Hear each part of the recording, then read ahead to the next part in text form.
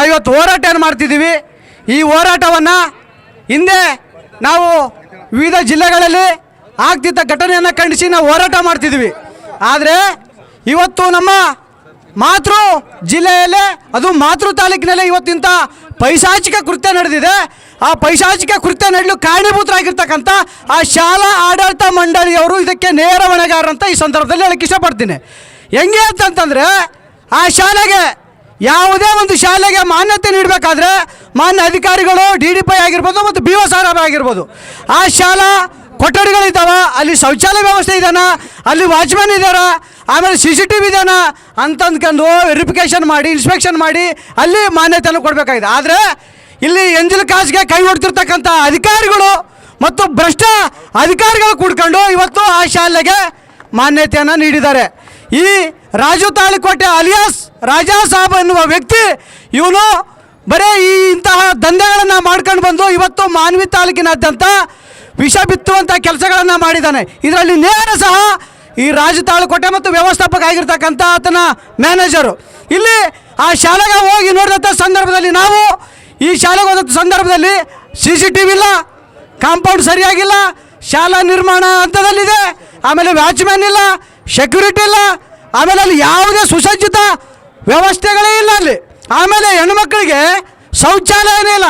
ಯಾವುದೇ ಒಬ್ಬ ಹೆಣ್ಮಕ್ಳು, ನನ್ನ ತಂಗಿ ಆಗಿರ್ಬೋದು, ಅಮ್ಮ ಆಗಿರ್ಬೋದು, ಇನ್ನೊಬ್ರಿಗೆ ಶೌಚಾಲಯ ಮಾಡೋಕೆ ಹೋಗ್ಬೇಕಂದ್ರೆ ಬಯಲಲ್ಲೇ ಶೌಚಾಲಯ ಮಾಡುವಂಥ ಸ್ಥಿತಿ ಆ ಶಾಲೆಯಲ್ಲಿ ನಿರ್ಮಾಣ ಆಗಿದೆ. ಮಾನ್ಯ ಇಲ್ಲಿ ಮಕ್ಕಳ ರಕ್ಷಣೆ ಇಲಾಖೆ ಅಧಿಕಾರಿ ಆಗಿರ್ತಕ್ಕಂಥ ಮನ್ಸೂರ್ ಅಹ್ಮದ್ ಸರ್ ಅವರು ಯಾವುದೋ ಒಂದು ಕುತಂತ್ರದಿಂದ ಈ ಸಭೆಗೆ ನಿನ್ನೆ ಮತ್ತು ಪ್ರತಿಭಟನೆಗೆ ಇವತ್ತಿನ ಪ್ರತಿಭಟನೆಗೆ ಹಾಜರಾಗಿಲ್ಲ. ಹೀಗಾಗಿ ಮಾನ್ಯ ದಂಡಾಧಿಕಾರಿಗಳು ಅವ್ರಿಗೆ ಶೋಕಾಸ್ ನೀಡೋದ್ರ ಮೂಲಕ, ನೋಟಿಸ್ ನೀಡೋದ್ರ ಮೂಲಕ ಈ ರಕ್ಷಣಾ ಏನು CDP ಆಗಿರ್ತಕ್ಕಂಥ ಮನ್ಸೂರ್ ಅಹ್ಮದ್ನವರನ್ನು ಈ ಕೂಡಲೇ ಅವ್ರನ್ನ ಅಮಾನತು ಮಾಡಲು ಶಿಫಾರಸು ಮಾಡಬೇಕಂತ ಕೇಳ್ಕೊಳ್ತಾ ಇದ್ದೇನೆ.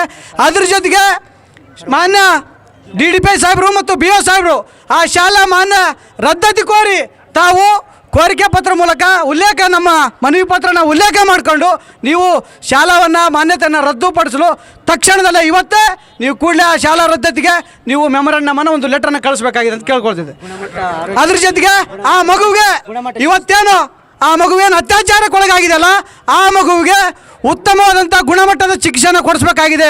ಇವತ್ತು ಇವತ್ತೇನು ಆಸ್ಪತ್ರೆಗಳಿದ್ದಾವೆ, ಆ ಸರ್ಕಾರಿ ಆಸ್ಪತ್ರೆಗಳಿಗೆ ಬಡವರಿಗೆ ಅನ್ನೋ ನಿಟ್ಟಿನಲ್ಲಿ ಇವತ್ತು ನಮಗೆ ಅದರ ಟಾರ್ಗೆಟನ್ನು ಫಿಕ್ಸ್ ಮಾಡಿದ್ದಾರೆ. ಬಡವರು ಮಾತ್ರ ಸರ್ಕಾರಿ ಆಸ್ಪತ್ರೆಗಳು ನೋಡ್ಬೇಕು. ಹೀಗಾಗಿ ಕೂಡಲೇ ಆ ಮಗುವನ್ನು ಏನು ಅಸ್ವಸ್ಥಗೊಂಡಂಥ ಮಗುವನ್ನು ಪ್ರೈವೇಟ್ ಆಸ್ಪತ್ರೆಯಲ್ಲಿ ತೋರಿಸಿ ಆ ಮಗುವಿಗೆ ಉನ್ನತ ಹಂತದವರೆಗೆ ಓದೋದಕ್ಕೆ ಸಹಾಯ ಮಾಡಬೇಕು.